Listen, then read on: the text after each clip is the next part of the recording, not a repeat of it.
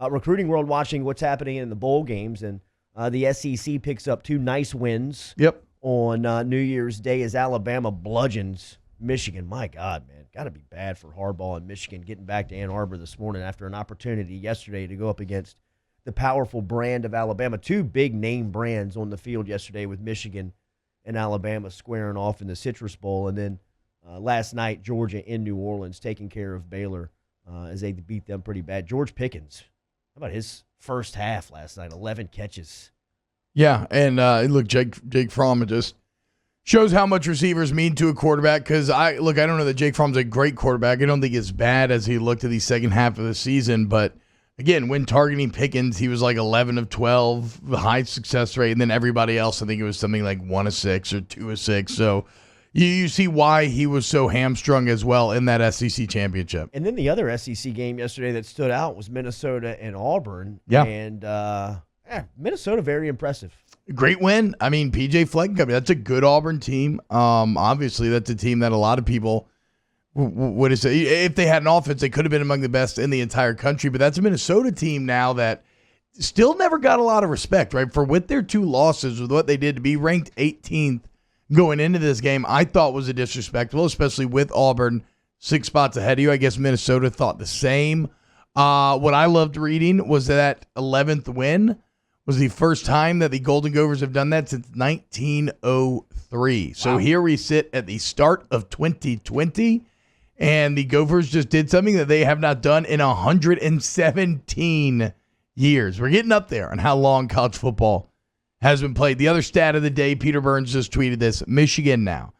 If you look at top 15 matchups on the road or in neutral site, so just not in the big house, any top 15 matchup, they played a top 15 team on the road or neutral sites, they are 0-20. Wow. 0 for their last 20. And remember, as an LSU fan, this season alone, that's a wow stat. You have witnessed a record amount of top 10 wins, a few of which came on the road. You've witnessed Ed Ogeron, I think he's now 10-1 in his last 11 games against top 10 teams. And we're talking about top 15, and it's the last win that Michigan has on the road or neutral site against a top 15 team came all the way back in 2007.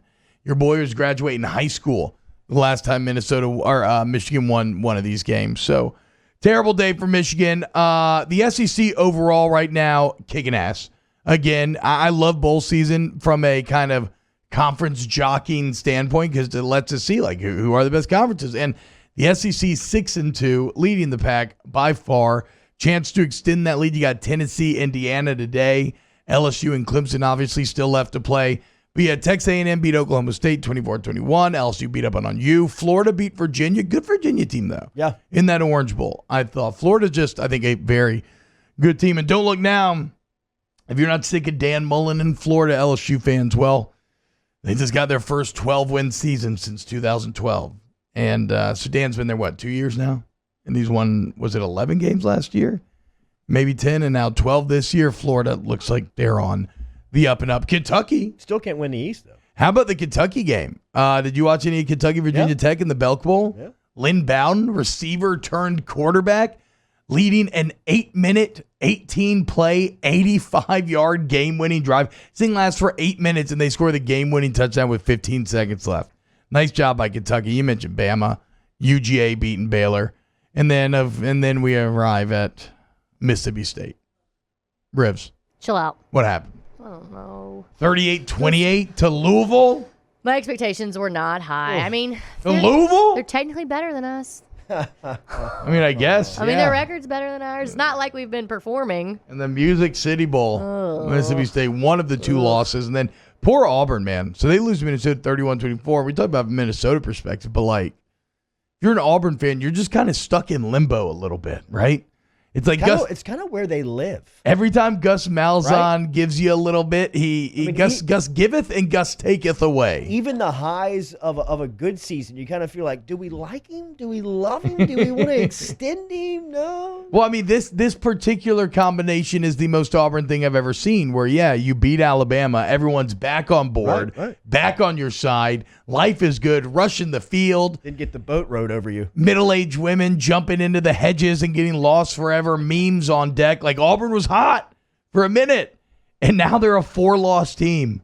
And now they're a 4-loss team that just lost to Minnesota in the Outback Bowl. I mean, Auburn fans, I don't know how you're supposed to feel about any of this. You're a 4-loss team with maybe the best defense in the entire nation. Not maybe. With the best defense in the country. We'll see. Let's see what Clemson does against Joe Burrow and company. So that's your kind of SEC recap of bowl season thus far.